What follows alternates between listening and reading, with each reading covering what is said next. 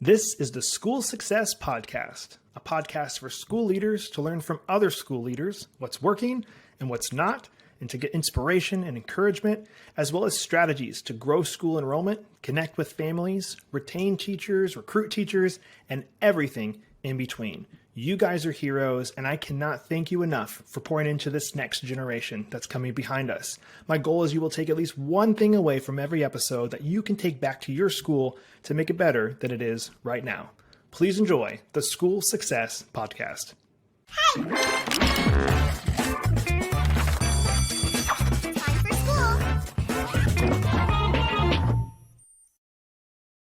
Hey, school success makers. Welcome to another edition of the School Success Podcast. I'm your host, Mitchell Slater. I'm joined by two really good friends. One of them is in the great state of Indiana, Clint Holden, and the other one is in the great state of California, which is Frank Clement. And they do some awesome things. Again, really, really good friends of mine. And so we thought, let's all have a podcast together to talk about school health in the terms of the financial sustainability and tuition financing and different pieces like that. We're going to just have the conversation go and let it take off, and we'll kind of wrap it up as when we feel like we've completed that segment. But before we do that, we'll do single introductions. So we'll start with Frank. Introduce yourself, who you're with, why you're here, and then we'll pass it off to Clint. Yeah, thanks so much, Mitchell. As you said, my name is Frank Clement. I do live in California. I don't know if it's a great state. I know there's a lot of debate right now, but it is the state I live in, and I'm with America's Christian Credit Union. Yeah, I am Clint Holden. SchoolRIGHT is my company name, and we also have under our umbrella 𝑣𝒎𝒂𝒂'𝒔 Financial Aid Verification, which is going to be a part of our conversation today. And I guess I will say I'm in the great state of Indiana, but I'm really from the great state of Colorado. But you just have to try and keep up with me. Wherever I land is where we live.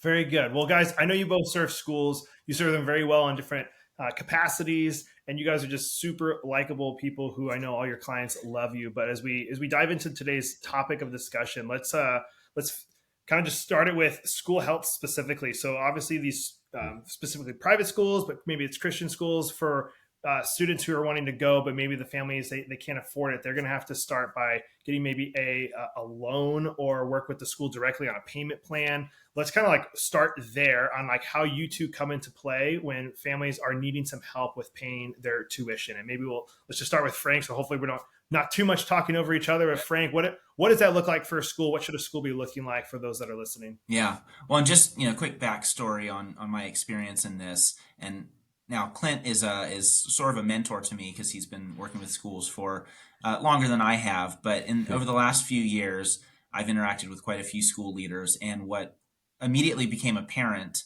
was some of the financial issues that they ran into when it came to tuition. Obviously tuition is the lifeblood of a school. Donations are nice, but at the end of the day, the thing that you really have to be able to count on is receiving tuition in exchange for educating students in the school. And what I was hearing from school leaders was, we have families come to us, tuition, let's say tuition is $10,000, and these families are saying, well, we can't afford $10,000 up front. And so the school says, okay, no problem. Why don't you just pay us, $1,000 a month for the next 10 months? And then some families don't, or some families get behind, or some families are consistently late. And the problem is that the schools, the school can't pay the teachers late because the parents paid the school late. And you can't pay your mortgage or your rent late because your tuition is coming in late. And so a lot of schools that I was interacting with, I was finding that they were struggling with collecting tuition, and kind of they would go one of two ways, or maybe a mix of both. Either they would just accept that they were going to lose some money and they'd have to pad their tuition to account for the losses that they were expecting, or they would staff up and they'd go hire somebody and say, your job is to make sure that everybody pays tuition on time.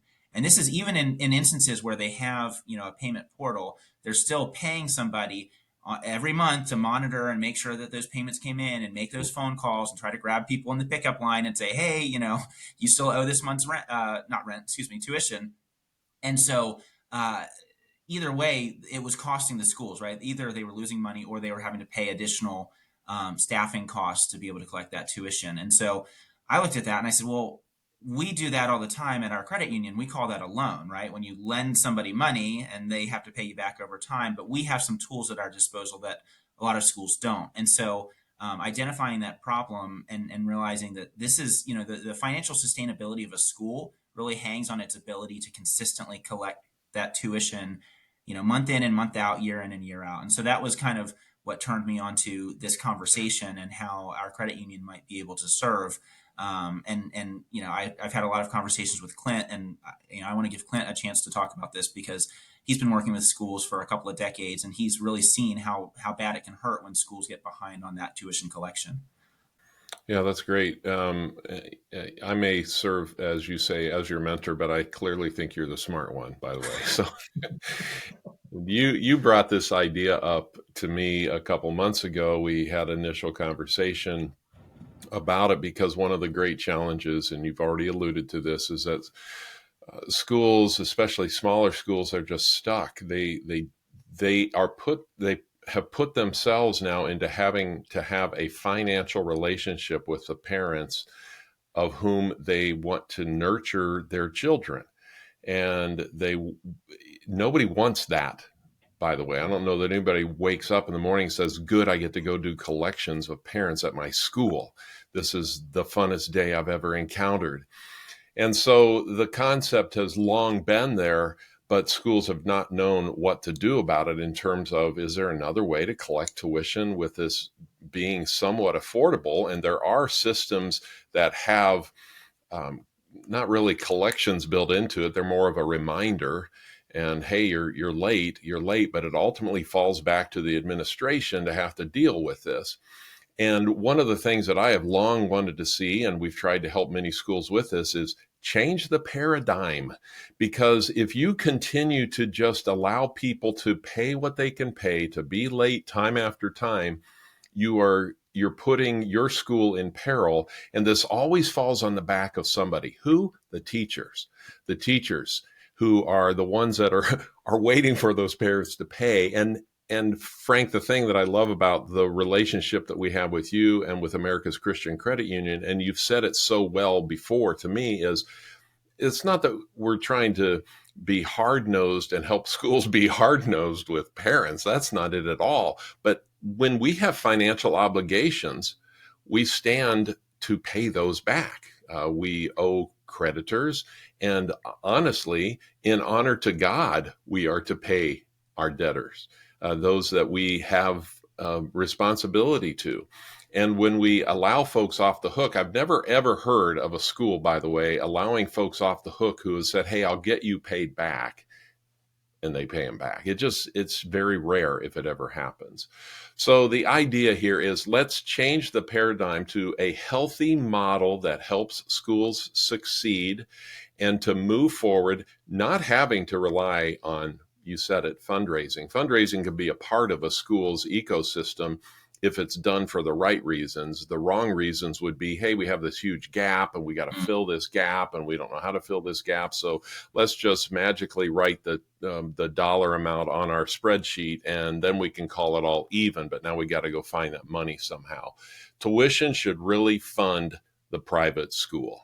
And the collection mechanism that we're going to be talking about, we think is a super healthy way to do it. I love it. Well, I love what you guys are doing. Let's dive into the little nitty gritty of it. So, Clint, a school contacts you and they're like, hey, I don't know which one they would contact first. Maybe that's the first thing we should talk about. So if, obviously ACCU, you guys have your own set of schools. I know BeneFAC, you have your own set of schools you're working with, but what is it? Where should the conversation start? So if a school leader, one of the ones that's listening, is like, oh man, they're preaching to me right here, I feel it, or they're going, I have to chase people all the time, and maybe at the end of the year, we only 95% of what's actually owed to our school, and they're missing out on 5%, which could be, depending on how much they're making, tens of thousands, if not hundreds of thousands of dollars. So should they start that conversation with ACCU or with BeneFAC? That's a great question. I think ultimately it has been starting with ACCU, and it's come to our attention then from the relationship with them. But I think it can go both ways, and that's one of the things that's starting to unfold with this is there's more information that's coming out from BeneFAC to our school clients to say, hey, by the way, you need to be aware of this. This exists. But had it not been for you, Frank, we wouldn't be having the conversation, because there has to be, as we've already mentioned, there has to be a system, there has to be a mechanism in place to do that. And so it makes a lot of sense when the first conversations happens to be with a financial institution, I think. Yeah. Well, and I think, in both cases, well, what this is all about really is transparency and accountability. And Clint, got at that a little bit a moment ago. When we have financial obligations as Christians, we of all people, as Christians, we should be meeting those financial obligations and doing so in a timely way. And the beauty of what __BENEFAC offers, and I don't want to be speaking for Clint, but the beauty of what __BENEFAC offers is it's got to, it calculates the financial aid or the financial capacity of a family for the purposes of distributing financial aid. And I can't tell you, I hear it's anecdotes, right? But I feel like I hear the same anecdote over and over again, where people talk about the family that begs and begs for financial aid, and then they show up in a brand new car, or they've been consistently late on their tuition payments, and it turns out they just bought a vacation house somewhere, right? And then the school leaders are like, "What are you doing? We wish that we could pay our teachers even remotely close to what the public school teachers are getting paid, and as it is, we feel like we can't even afford to pay them what we agreed to pay them because we're not receiving the tuition." And we feel like maybe families are taking advantage of the kindness of the school, right? The grace that we're trying to extend. And so both on the __BENEFAC side and on the tuition financing side, the tuition financing that America's Christian Credit Union provides, it's all about creating that transparency so that it's really clear, when it comes to __BENEFAC, what is a family's capacity and what kind of need do they have? What demonstrated need? And that way the school is not giving financial aid to people who don't need it. And the school is avoiding any kind of a charge that they're giving financial aid to people for any reason other than demonstrated need, right? The last thing you would want as a school leader is someone to say, "Oh, you gave the Joneses extra financial aid because you go to church with them or because your kids are best friends," right? You don't want that even a whiff of that in your community. You want everyone to feel like financial aid was distributed fairly through a system that everyone had access to. And then on the other side, once that financial aid has been determined and people know exactly what their financial obligation to the school is, that would be where the tuition financing comes in. And at that point, we haven't talked about the nitty gritty, but essentially the idea is that instead of the school offering a payment plan to families, the school would say, "We're going to refer you to our partner, to America's Christian Credit Union, and you're going to get a tuition loan with them." And that financial relationship is going to be between the family and the credit union rather than between the family and the school. And so that way, the school is not being responsible for having those difficult conversations throughout the year. There's not this feeling that, do you only care about my kid because you're shaking me down for money? Or if I don't pay you, are you going to, treat my child worse somehow? All these thoughts of, injustice that crop up in people's minds. Well, all of that kind of goes away when the financial relationship is shifted away from the school to a financial institution that's actually equipped to have that relationship and manage it in a much, tighter way, I would say. So again, it's that transparency and accountability, both on the financial aid side and on the collection of that tuition throughout the year. This really cleans it up, I think, too, because many schools, and I'm not just going to put small schools into this, because I think into this scenario, because it probably happens all across the board.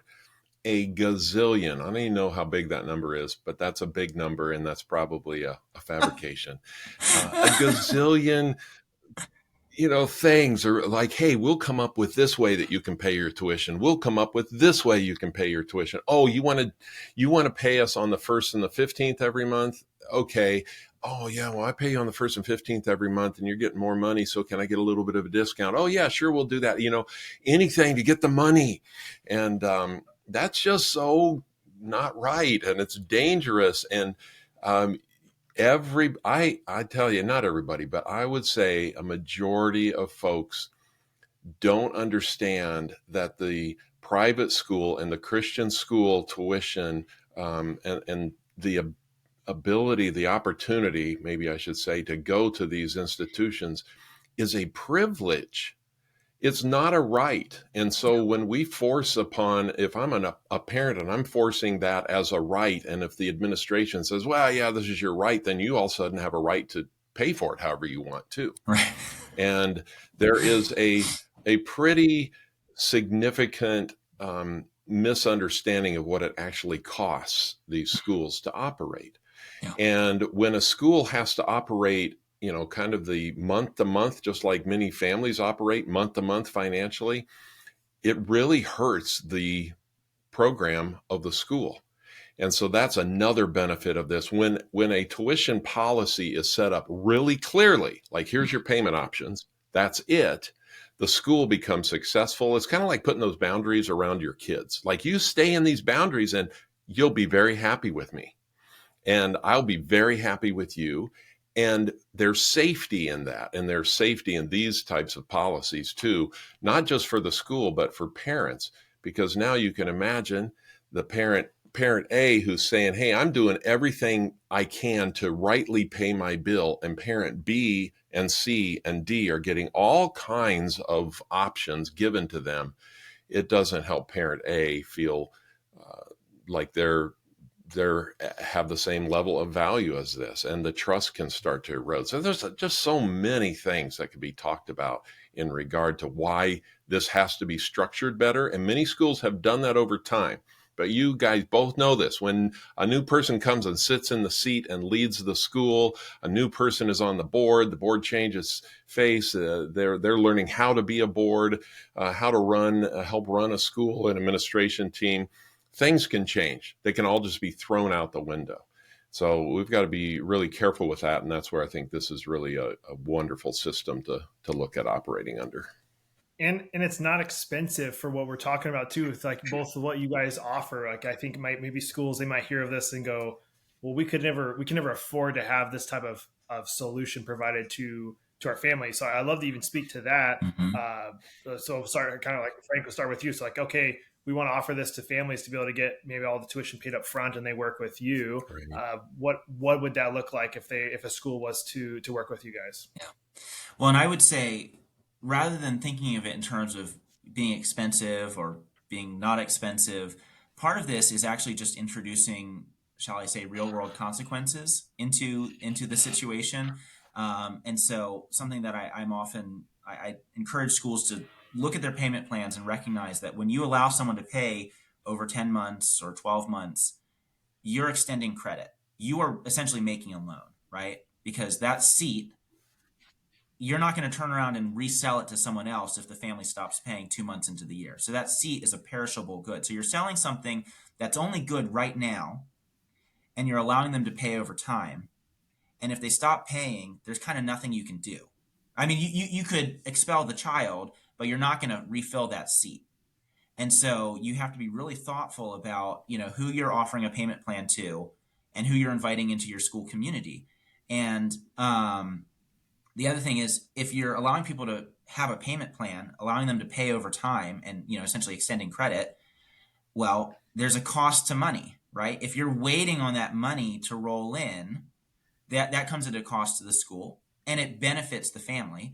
And similarly, if that family ends up not paying you the full amount, the school's going to eat that. And so when you look at any form of loan, right? If it's a car loan, if it's a home loan, whatever, there's always interest for two reasons. One, because there's a cost to lending somebody money, and every once in a while somebody's not going to pay. And so the lender has to make sure that they are receiving enough interest from the entire portfolio to cover over those shortfalls. And so when a school is extending a payment plan and there's no interest, and they're not underwriting families to determine whether these people actually have a good credit history, whether they've been faithful in the past about meeting their financial obligations, and then the school doesn't really have a whole lot of recourse if someone stops paying. I mean, you can threaten to kick Johnny out of school, or you can threaten to withhold the transcripts, but you can't report them to the credit bureaus, right? You can't affect their ability to borrow money in the future.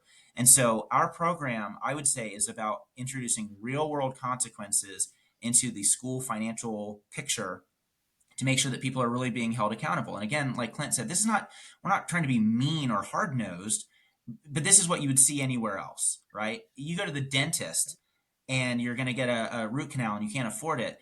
They will send you to a dental financing company that does dental loans, right? Your dentist is not going to let you have a payment plan, because the dentist is going to say, I'm a dentist. I'm not a bank. I'm not in the business of collecting money, and I don't want to bring that into my office, right? I don't want to make that part of my job.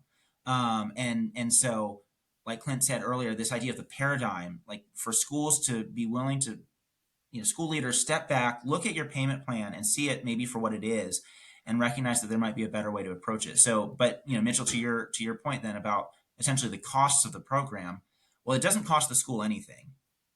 All the school is doing is saying, we have changed our tuition policy. We are now collecting tuition, in full upfront. It's due, let's say, July 1st.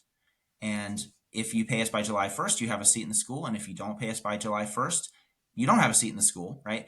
And then referring folks to America's Christian Credit Union and saying, you're welcome to go talk to them about a tuition loan to be able to afford the privilege of having your child in a Christian school, like Clint was saying.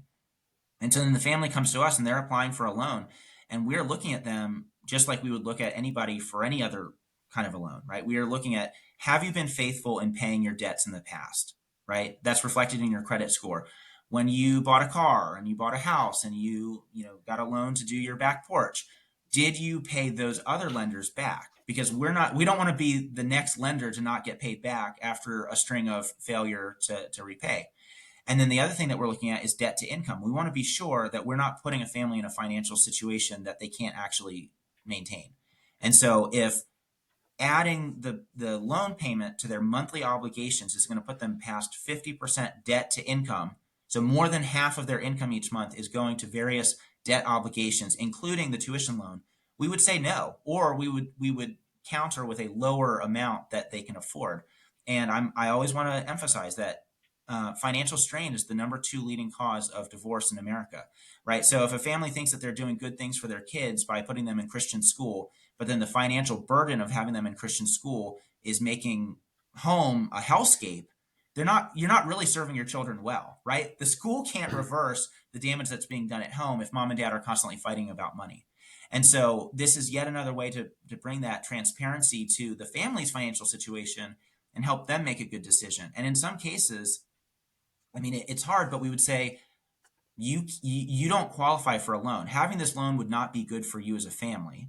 Now, you're welcome to go. Maybe your pastor has some money that's available for parishioners who want to send their kids to a Christian school. Maybe the school has additional financial aid. You can go through the 𝑣𝒂𝒂 portal and apply for financial aid, through that system. But for you to borrow this money would not be good for you as a family. And frankly, it wouldn't be good for us as a lender, because there's a very good chance that you wouldn't repay us.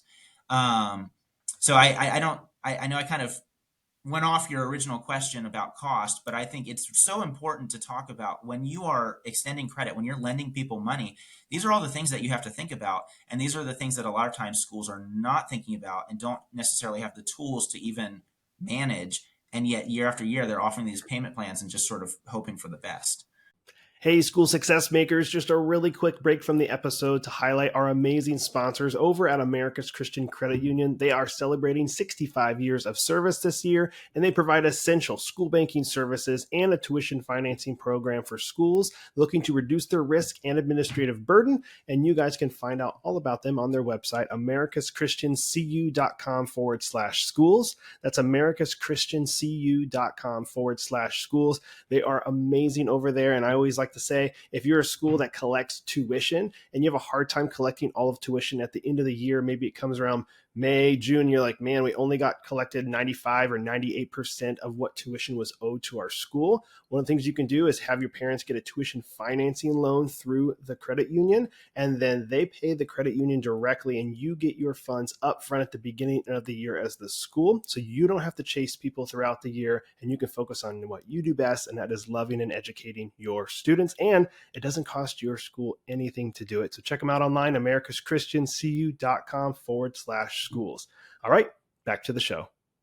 Yeah, Clint, what about and then your side for cost and setup? He set you up perfectly too. I love that. He was just like, hey, you got to get financial aid verification from 𝒂𝒂. So like, let's hear it from your side. So the idea here is, of course, that a group like us in particular, 𝒂𝒂, would come alongside these applicants that now need to, they need some help, and they need the system to work for them and them to work with that system really well. They would actually utilize the 𝒂𝒂 application which we already provide to schools around the country in terms of how do you verify financial aid so that it's legal, it's vetted the exact same way, it's unbiased, and it would be that case. So school has a family comes in, and let's say the school totally agrees with this. They're like, hey, yeah, we have these payment plans, and if you can't make the payment up front, you have to get a tuition loan.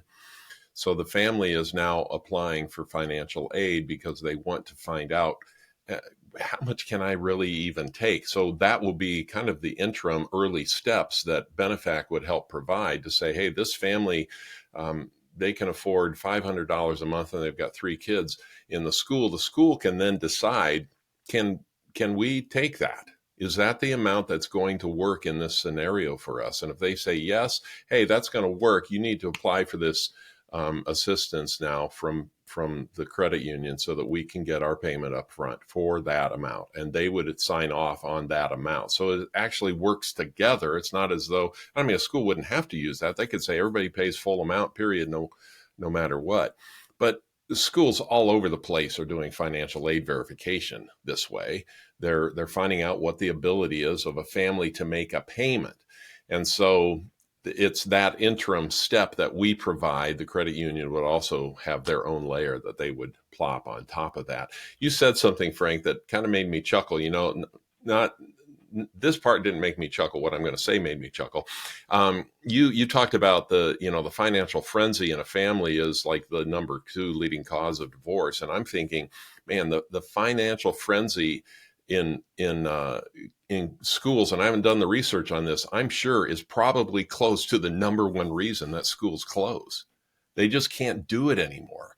And there is been this long-standing horrible tradition that Christian schools in particular, I'm just going to speak about, have used this idea that, well, we don't have all the money we need to make it through this year, but phew, good, registration fees are starting to come in for the new year. We'll use those. Oh, somebody made their payment in full for next year already. We'll use that money to help us get through this year. Is just a killer to the school.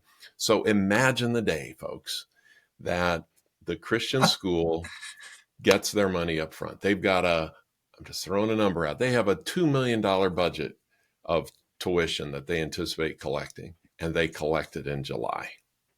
What can that school do now for the year? Number 1, they can manage their money very smartly. It's so difficult to manage money when you don't have it, and you're only speculating that it's going to come. And you wonder, why do I have to go shake the trees on the 2nd of the month, or the 3rd, or the 4th, or 5th of the month, because the money that was supposed to come on the 1st did not come.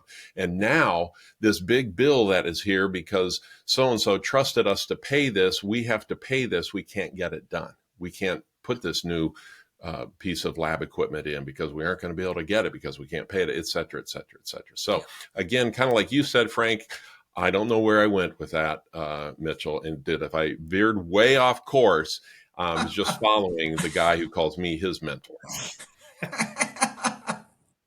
Well, and Clint, if I can, I heard something interesting from another school consultant who works with about 30 schools, and she was telling me that sometimes wealthy families are the worst offenders when it comes to paying tuition. They'll eventually pay, but they'll just consistently be late because it's not a high priority, and there aren't any immediate consequences, right? If you stop paying your electric bill, usually your utility company is pretty good about making you feel the pain, right? Or if you don't pay your mortgage lender they're gonna let you know.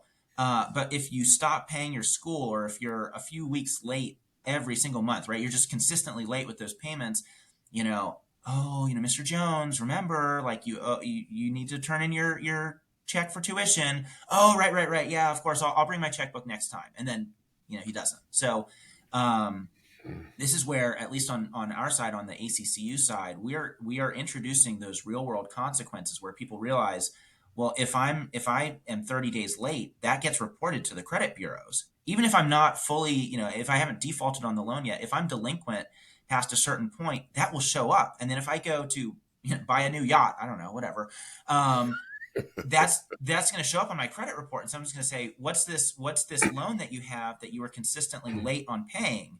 And what does that say about you as a financial steward, right? And can we trust you in this transaction? And so when people realize that there are those consequences, they make it more of a priority. And so again, this is not to be mean to anybody. I would my take on all of this is, at the end of the day, what we're doing and what you're doing, Clint, at Benefac, this is about protecting the school, with the understanding that when we protect the school can be a light in the community. But if the school is not well protected from risk, if it's not well protected from, financial mismanagement, and it runs out of steam and the dysfunction starts to creep in, like you were talking about, it's no longer a light in the community. In fact, before it dies, it could end up being a really bad witness to people when everyone says, "Oh yeah, this is not a Pomona Christian school, right? Terrible place, right? They run the place horribly. They're always late on all their payments, and I wouldn't send my kid there." And they're supposed to be a Christian school, right? That's no way to to be sharing the love of Christ and the gospel in your community. Christian schools should be run better than any organization in the community. And so part of that then is bringing in the partners to do the things that the school is not equipped to do. And I would say that's, obviously tuition financing from America's Christian Credit Union, but then that the financial aid determination with Benefac. And I can't stress this enough. Like, people have such a nose for injustice, right? Or at least perceived injustice, right? Whenever a policy is not really clear, or whenever a process isn't really, clearly tied to, data, to measurable facts, right? They start to wonder, well, maybe there was some bias in this process. Maybe I didn't get as much financial aid as another family did because I don't have as good of a relationship, or because maybe I parked too close to the headmaster's car in the parking lot that one time, or something like that, And so anything that a school can do to work with third parties to introduce, really clear, transparent guardrails and systems and processes to ensure that everybody knows how things are handled, and they can look at that and say, I feel that this was fair, right? Maybe I wasn't offered as much financial aid as I wish I had been, but I believe that the process was fair. And I will, take the financial aid that I was offered, and pay the tuition that I still owe. But once people start wondering if it was fair or not, it gnaws at them, at which point they start gnawing on the school leaders, and then, everything gets out of whack. And you said something earlier, Frank, that I want to touch on. So you talk about, this really isn't, schools are not financial institutions. They should not have to do the chasing people and giving time to that, because that's unneeded stress that a school shouldn't have to do. It's already a stressful environment where you have the responsibility of pouring into these kids for 6 to 8 hours a day and shaping their future. That's a lot of stress in and of itself. So why would you add that burden, I guess, of like having to chase people off? Partner with people that are there to do it. It's also not costing your school anything. The same reason why I do what I do with school success and helping with one of the podcasts, and then working with schools to help them grow enrollment. It's like, you shouldn't have to worry about doing that internally. Now, some of the bigger schools that have their own marketing teams and their own administrative team, like, that's a little different ball game. But some of these smaller schools, like, it's harder for them to compete because they're wearing 20 hats apiece, trying to do these different things. Like, tap into some of these partners that are out there to serve your school. So you got ACCU to do all the financial things. You got Benefac for the tuition aid verification. We can help with all your marketing and your online stuff, so you don't have to try and hire a mom to do some of that stuff and doing it out of the kindness of her heart. But then you feel like you can't be direct to them because they're a parent and they're volunteering their time. And so you're just kind of in this vicious cycle as a school. It's like, tap into the partners. And if you feel like you need a partner, if our school's listening, you need a partner in a specific area, reach out to us and let us know, because we have some really, really cool people that we know and we trust and we love, that we want to connect you with if there's something in terms of fundraising or different tech software that you need. There's some really good businesses out there that are there to serve you and love you and help you, because we are all, Clinton, Frank, and I, we're on this podcast because we love what you guys are doing, and we want to be supportive and help you, because what you're doing it's God's work, I'd like to say, because man, to love these students and pour into these students, I appreciate it. I know these guys do too. I'll get off my high horse here, but I'll pass it back off to you guys if there's something else. I have served 5 different Christian schools in my career, from large to small, and there's one common thread with every one of them. They all had struggles financially. Some were way more obvious, when it was like, how do we even make payroll tomorrow? versus others. And I'm thinking of a large one that I worked in that ended up having to file bankruptcy, sell all their buildings, and move. It's not safe just because you've done things the same way over and over. And this I hear, oh, we're good, we've got it figured out. No, maybe, but probably not. And so one of the things that we have worked on together, Frank and I have, is a document that at least is a guidepost for you, especially as a small school, because I still hear schools, you do too, Frank, that say, we don't even have a tuition payment policy. I mean, maybe it's kind of made up, kind of like we said, there's too many scenarios, so we can't get it all written down. Ours is really straightforward and simple. And I'm just going to spill the beans here. You can also request the white paper from us or go to the SchoolRIGHT website. That's our parent company, and read the article yourself. And I think Frank's got a copy of it, Mitchell. If not, you're going to. But it's this. If anybody needs to make monthly payments to the school, they go on the tuition loan program. If they can pay upfront themselves, good. If you want to be a little gracious and say, if you want to do 2 payments, equal amounts, one in July, one in December or January, good. Then you can do that. If you miss the second payment, you're immediately on the tuition loan program with ACCU. Because now as a school, you're saying, here is our hard, fast line. We will not change from this. And you guys know, and those of you that are watching know, change is only hard because we perceive it in our minds. Oh, nobody's going to like this. They're going to get upset with us. They're going to hate us and run for the hills. No, they're not. Yeah. They're going to respect what you're doing, and you're going to have a much healthier and stronger school who is more accountable as a result of it. And this is what helps you become excellent, I believe, in what you're attempting to do as a school. Because now you're going to be able to do things, and folks are going to go, oh, I see the differences this made. Look what we are able to do by going with this type of a program. So there's my pitch for it, too. Hey, school success makers, just a really quick break to highlight one of our amazing sponsors, and that is ClassReach. Now, ClassReach supports schools of all sizes from application to graduation. Take charge of your school with ease, power, and mobility using ClassReach, the school management software administrators and teachers love using. You can get your free demo at classreach.com. That's classreach.com. They are amazing people, and they provide this amazing SIS software for you to keep track of your students' grades, communicating with families that are enrolled, and a whole bunch more. So again, check it all out on their website, classreach.com. They are awesome. All right, now back to the show.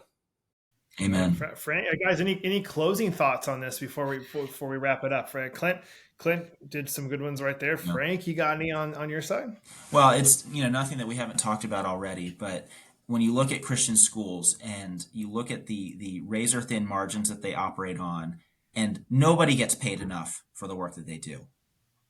And yet, at least in my experience, it seems like for school leaders, top of mind is, how do we keep tuition affordable? Right? So even as the teachers are not getting paid enough, even as there's some deferred maintenance on campus that they know they should get around to, but just haven't yet because of the cost, they're thinking, how do we keep tuition affordable? How do we keep payments flexible for families?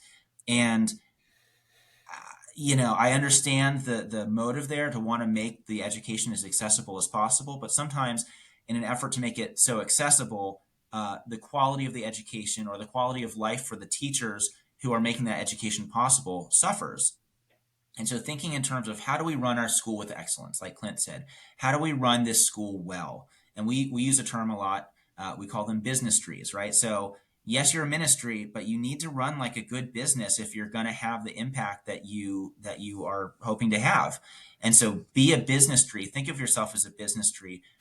Adopt really good business practices so that you have more capacity to do that ministry work without having to worry in the back of your mind about all of the financial issues that a school could be facing. And so I guess my encouragement would be to any school leaders or any teachers who are watching this podcast right now, what you are doing is so important. I mean, it's literally of eternal value, right? And don't sell yourself short. And Paul says well, I guess this comes from the Old Testament, right? But don't muzzle the oxen while it's treading out the grain, right? So you're doing really good work, but you shouldn't have to starve, right? You didn't take a vow of poverty when you took a job at a Christian school, and I don't think you should have to. I think that we should be taking care of our school leaders, our teachers, and a part of that is by running our schools well, running our schools like businesses, not to be greedy, but to ensure that the school is well managed and that everybody in the school community is taken care of. And a big part of that comes from, having a financial aid system that is clear and that's transparent, that's fair, and that doesn't give the farm away, right? You don't have to give the farm away and give everybody a discount just because they ask. And similarly, you shouldn't have to bear the burden of a payment plan when there are financial institutions who can partner with you on that and make that possible for the families to have the flexibility while still giving the school the finances that it needs to run well. Very well spoken. Clint, any final things? That was excellent. Couldn't have said it any better. I just, the time is now. We're living in a day and age where, and especially in terms of Christian schools, we can see the landscape of this country needs the footprint of these Christian schools to grow. So let's be strong and wise and be about the Lord's business and do these things well. Amen. And I'll add a final thing to you, what you just said, Clint, and what Frank was saying. So you got these, I've heard this only a few times, but you got the Christian schools. I know we're specifically speaking to a lot of Christian schools. So any non-Christian schools listening, like, this is still valuable stuff. If you're a private school, of course, like, you still use all of these things, but the Christians are like, well, we're just trusting God that it's all going to come together. And hey, I love God and I trust him, but I know he doesn't want us to be foolish at the same time. And so, like, he's given us tools, he's given us things to be respectful and to approach everything with excellence. I love that you guys have used that word multiple times on the episode. I love that word of, like, we need to try and do everything with excellence. And so we can't be like, we're going to spend all this money over here that we don't have, and we're not going to chase people because we're just going to trust that it's going to come in. It's like, well, we also need to do our due diligence and setting things up to protect ourselves so that we can run like a business, like you're saying, the business tree. I love that, that combining it, because you really do. Like, if you're not running like a business, you're a charity. And at that point, you're going to eventually go bankrupt or shut down, which is scary. I mean, we just started working, we're working with a school that's on the brink of closing. We're trying to help them get enrollment, but it's the same thing. It's like too little, too late. They're trying to catch up, and it's sad, So I just wanted to mention that when you guys are saying that, like, hey, for Christian schools, like, we believe for that, but we also need to do our work on our side to get there. And that's using partners like you guys and some of the other ones that we love and work with. So I'll do this real quick, because I know we're about over time here. If you were to give one piece of advice, which all this stuff, I always end with this on the podcast anyways. If you each were to give one piece of advice for a school leader listening, I know we already did a whole bunch of that already. What would a quick piece of advice? So Frank, no 10-minute answer here. Okay, I want a quick piece of advice. All right, what you got? You go first. Oh, okay. Well, mine's super simple. Don't think you know everything. You've got friends that do. We don't all know everything, but we've got friends that do. It's a chain, right? Well, this is just a reiteration of what I said before. Don't sell yourself short. What you're doing is really important, and there's no need to give away the farm. Trust that what you're doing is valuable, and it is making a difference in the lives of families, children and their families, and that comes at a cost, and there's no reason why people shouldn't pay that, to make the school sustainable. Love it. Frank, Clint, you guys are awesome. I love you guys to death. I love what you're doing. And we need to get together for a bro night or bro something, even though we live completely in different areas of the country. We got to figure Indiana. it out. Indiana's kind of central. Yeah, you all can come up here. You can fly on my bro plane. I don't have one. I appreciate you guys. Have a good one. All right, you too. Good to see you, Clint. Bye-bye. Well, I hope you guys enjoyed that episode as much as I did. Huge shout out to Clint and Frank for taking time and being on the podcast today. I absolutely love that chat. I love both those guys so much. I love what they're doing. Just wishing them nothing but the best as they continue to serve more and more schools that they work with, and hopefully some new schools that we'll hear about them and start working with them soon. But guys, a couple things. There's a few notes for this one as we end up this episode. Clint had shared a white paper that he was talking about there at the end. You guys can find that. That link is in the show notes that you can find on SchoolRIGHT's website. But it's called Maximizing Efficiency in Christian School Tuition Payment Methods. You guys can read that in there. It'll kind of go over a lot about what was talked about on the podcast episode today. So go check that out. It is in the show notes. And then as always, guys, a few ways to connect with us. One, I would love if you guys are loving this podcast and what we were able to bring out to you guys for education. If you could please give us a 5-star review, I'd love that. Or share it on Instagram. Give me a tag. My Mitchell R. Slater is where you can find me online. Would love you to tag me so we can reshare some of the shares that you guys are doing. That would be awesome. But more than anything, just a 5-star review if you're loving the content that we're putting out, because it does take a lot of time and resources to put these out there. And we want to continue to be able to provide those and bring those out to you guys for that. A couple free resources for you guys besides the podcast is we have the School Success Makers private Facebook community. We'd love you guys to go join in there. I'm personally in there. Would love to see you in there as well. You feel free to ask questions, engage with some of the other members that are inside the group, but you can go check that out on Facebook, School Success Makers. And then check out our website, schoolsuccessmakers.com. We have live right now our, my goodness, I'm having a hard time with my train of thought today, but the School Success Report, which is our weekly email blast that goes out. It's got some great articles, some tips, suggestions. We're going to do some giveaways eventually inside of there. Just have a lot of fun with that report. So make sure you sign up to get that. You just put your email in, and you'll get the School Success Report that comes out every week. And if you guys have comments, suggestions, ideas, or anything along those lines, you can find or reach out to us through our website, schoolsuccessmakers.com. Fill out the form on there, and we will look at your suggestions, because maybe you have a specific guest you think we should have on, or maybe you think you'd be a great guest to be on the podcast. We'd love to hear from you. And make sure you give some love to our sponsors, ClassReach and America's Christian Credit Union. We have some great people that we work with. And I know I mentioned on the episode today that if you guys are looking for something specific, like your school just needs help, or maybe you're working with somebody right now in some capacity and you're just maybe not super happy with the quality that you're getting from the people you're working with, reach out to us and let us know. We have a lot of great vendors and partners of ours that we work with in the school and education space that we'd love to connect you with. And maybe we have one already for you that we can connect you with. So let us know. But other than that, we will be back here next week with another awesome guest, or maybe 2 guests, since that was a little unique. But we'll do that as usual. Okay, guys? So we'll see you next week on the School Success Podcast. We'll see you then.